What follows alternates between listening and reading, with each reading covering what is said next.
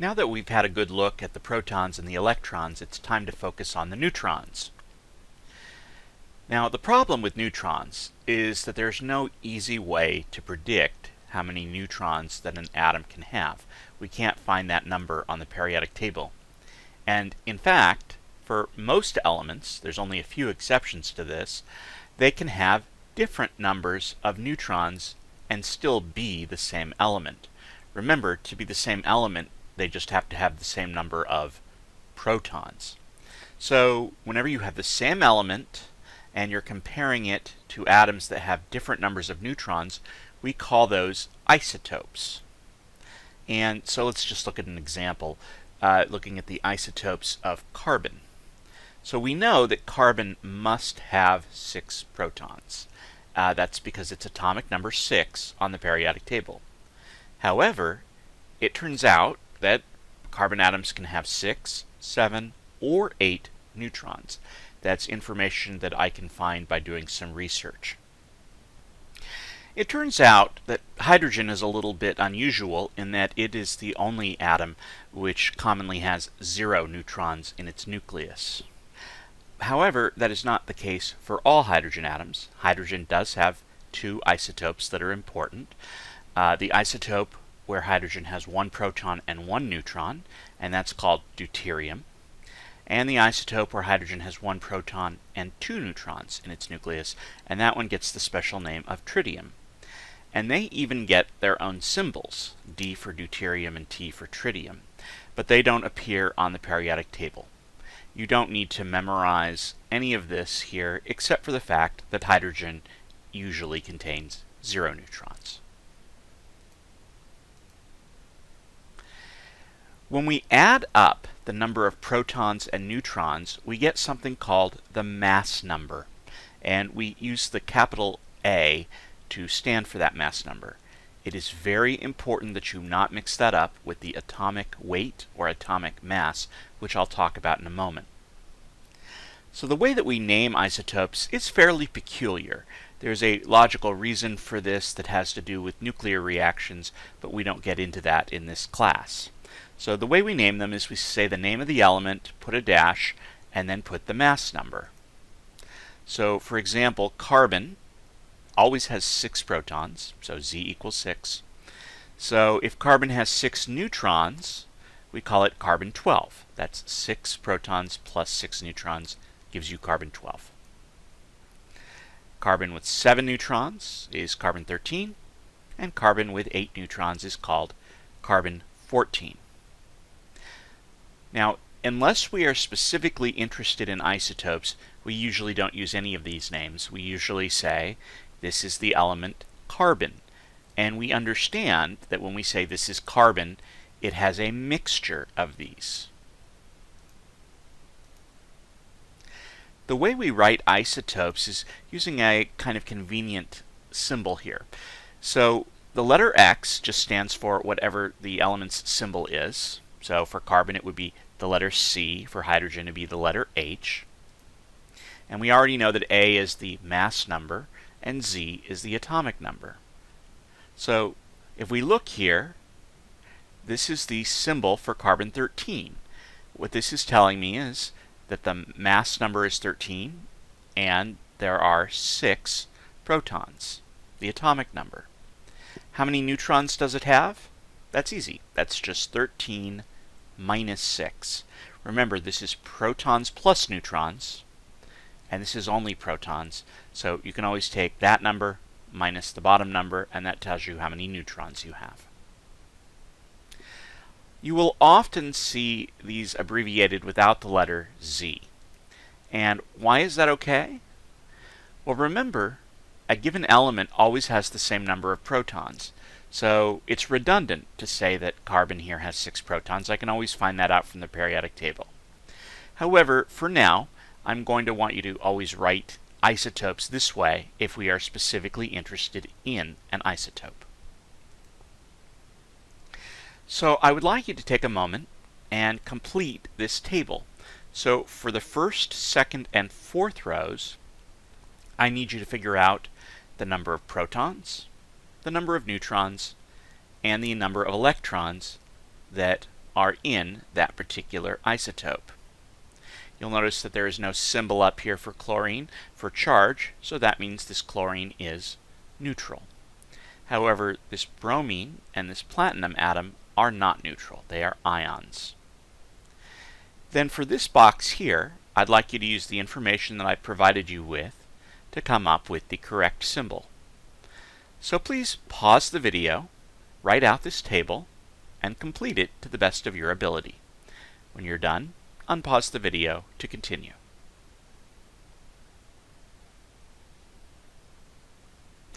I'm assuming that you have now completed the table, so let's go over your results. So number of protons is always the easiest thing to find. You can look it up on the periodic table for chlorine, and it would be number 17, or you just look it up right there. It's given to you right there. So chlorine has 17 protons. The number of neutrons is the mass number minus the number of protons, which is simply this number here, 35, minus 17. So if we carry out that calculation, 35 minus 17, we get 18 neutrons. What is the number of electrons? Well, if the atom is neutral, there's no charge, the number of electrons must be the same as the number of protons, because the total charges have to add up to 0, and we said that a proton is as positive as an electron is negative. Let's go to the next row. Number of protons, very easy. For this element bromine, we just look it up on the periodic table or look at this number 35. That number is the number of protons. The number of neutrons, again, is the mass number, 81, minus the number of protons, 35, and that would be 46. Number of electrons. Now here we have to be very careful. This has a minus sign. That indicates that there is one more electron than there is protons. So one more electron than protons would be 36.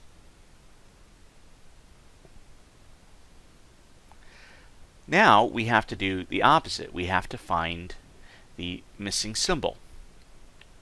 So the easiest thing to do first is to figure out the element. We want to figure out the element first. And we can find that from the number of protons. Let's go take a quick look at the periodic table. Well, atomic number 82 corresponds to the element lead. So Pb will be the symbol that we're going to use here. So Pb is the symbol. The number of neutrons is 122. So that means that off to the left here, we're going to have 122 plus 82 as the mass number. And then we have to worry about the charge. There are 78 electrons compared to 82 protons. So there are 4 more protons than electrons. That means it's going to be positive charged. By how much? 82 minus 78 would be 4 plus. So there is the complete symbol. And finally, let's go ahead and do this last row here. So we have platinum with a 2 plus charge. Number of protons is just 78. Number of neutrons would be 190 minus 78, which would be 112. And the number of electrons, since this is positively charged, that means there are 2 more protons than there are electrons. So there are 76 electrons. You want to be sure to practice these kinds of problems because you're likely to see those on exams. Now, I have just used the word mass number, and I've asked you to be very careful not to confuse that with atomic weight or atomic mass, which I'm going to discuss right now. So, most of the mass of an atom comes from its nucleus, and that's because the electrons, we said, had a very, very small mass. And so, if we know the mass of the protons and the neutrons, that lets us get fairly close to calculating the mass of one atom of the isotope. But the problem with that is that most of the elements have more than one isotope mixed in nature, and they're not mixed evenly.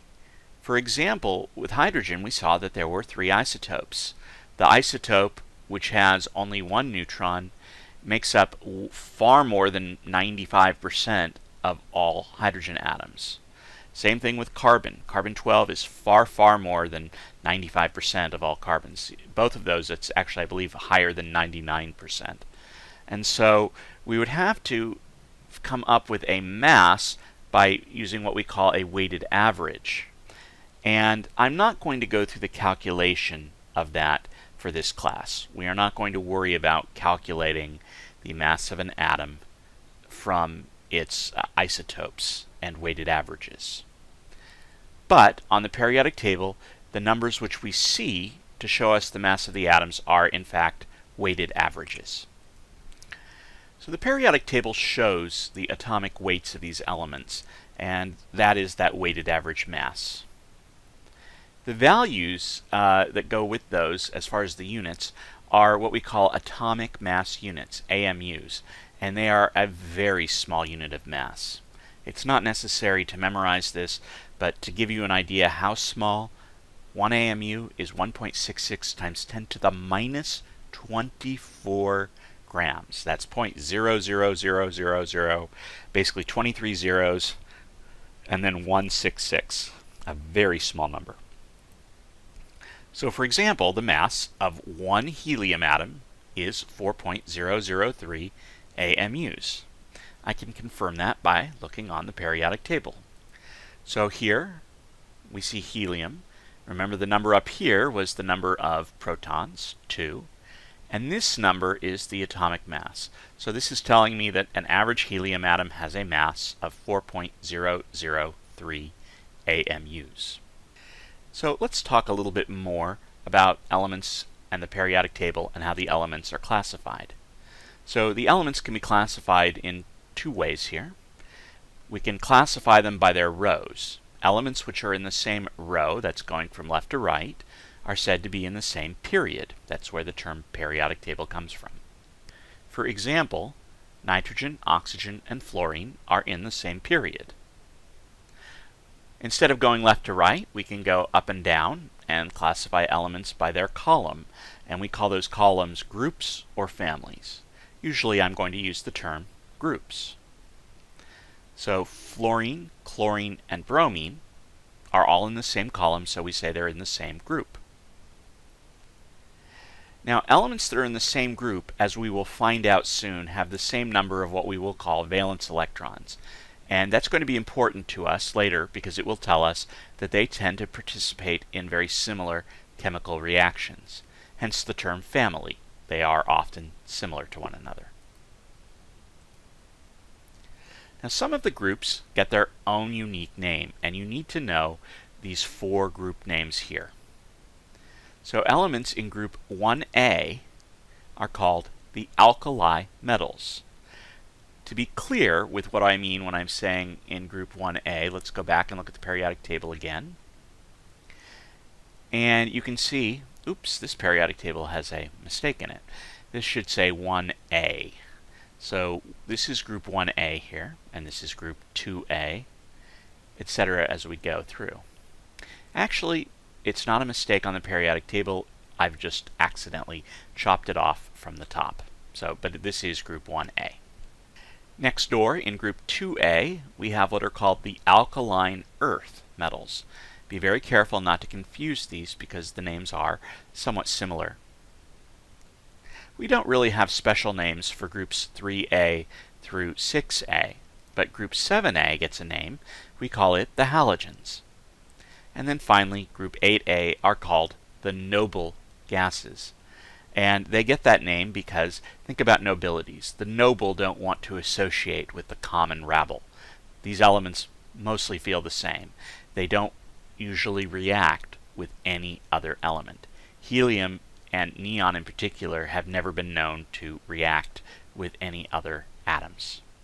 We can also break the periodic table down in a few other ways. We've already talked about metals and metalloids and nonmetals. But this whole section right here in the middle, these are called the transition elements or the transition metals. I usually prefer the term transition metals because these all are technically metals anyway. Down at the bottom, we have what are called the inner transition metals, and that's because they technically would fit right here. I want you to look very carefully at the numbering. So lanthanum is number 57. Where's 58? It's down there. So we would try to fit all of these elements in this spot if we could get them to fit.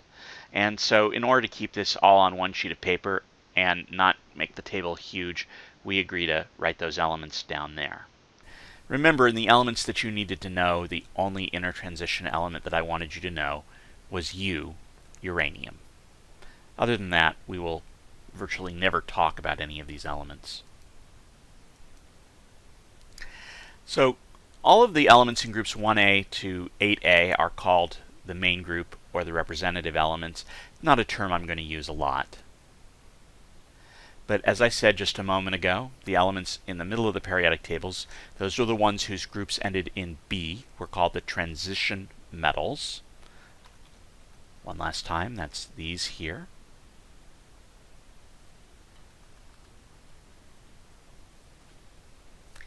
Now the periodic table is organized the way it is for a number of very special reasons, and I'm going to try to go through some of those in the next couple slides.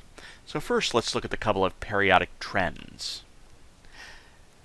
It is often possible to compare two different elements and their properties based on the position that those elements have on the periodic table.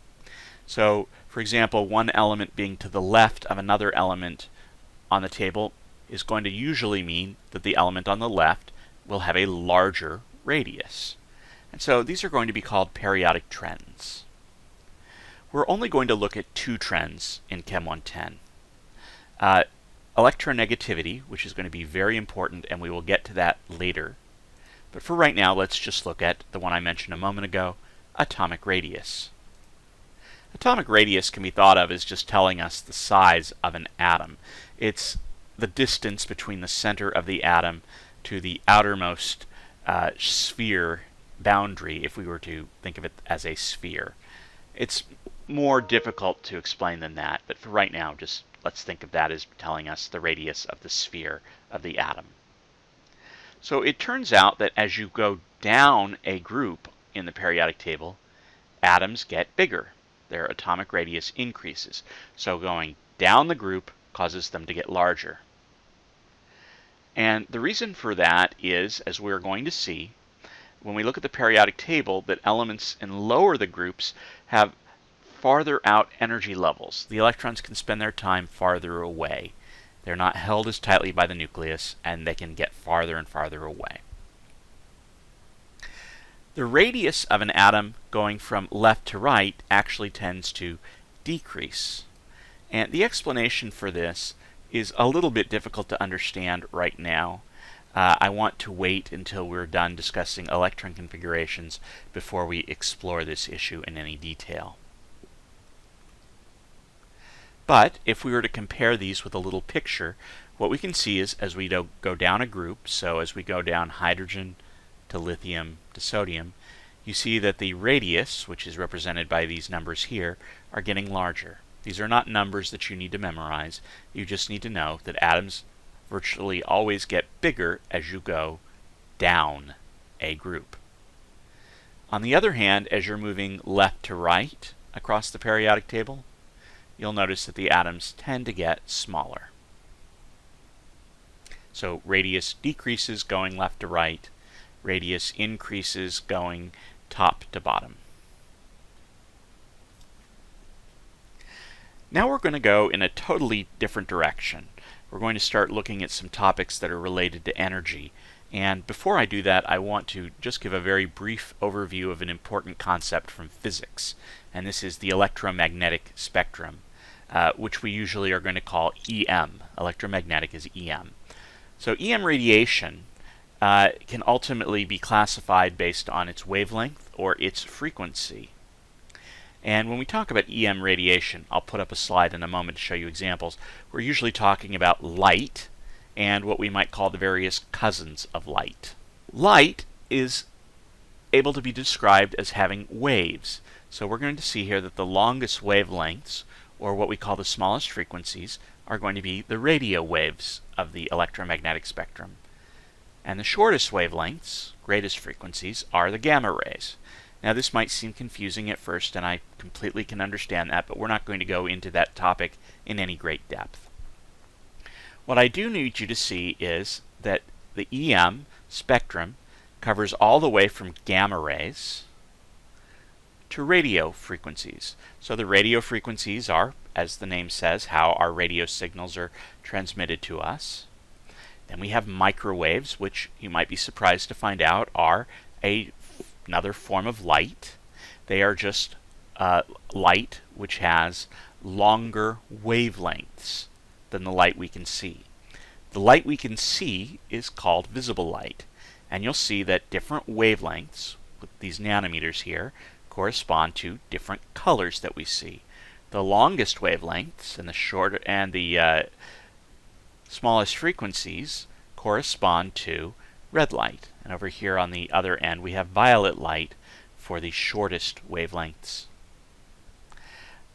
Right on either side of visible light we have ultraviolet light and infrared light.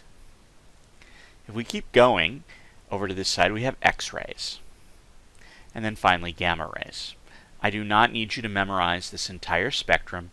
I just want you to know that on either side of visible we have ultraviolet and infrared. They're all close on the table. Incidentally, these also have different energies. Which of these do you suppose have the highest energies? And I want you to think about this from a biological standpoint. Which of these have the potential to do the greatest harm? Well, we all know that exposure to too much ultraviolet light can lead to sunburns, and over many years can ultimately lead to the formation of skin cancer. So that implies that there must be quite a bit of energy in ultraviolet light for it to be able to do that kind of damage. Even more damaging potentially are X-rays. We know if we have to take an X-ray that we are usually put in some kind of a lead apron to catch extraneous X-rays, so to minimize our exposure. So X-rays have a lot more energy than even ultraviolet light. And even more energy still are gamma rays, which can easily cause problems with our DNA, and too great an exposure can be fatal. You might be surprised to see on the other end of the spectrum that microwaves actually are fairly low energy. That would be surprising because you use a microwave oven, and that microwave oven is certainly able to put a lot of heat into food. But the reason for that is a little bit more complicated than just looking at the energy of the light by itself. And finally, on this very extreme end, we have radio frequencies. We have radio frequencies being passed all around us all the time, and they do no damage to us whatsoever. And I will stop this video here. Thank you.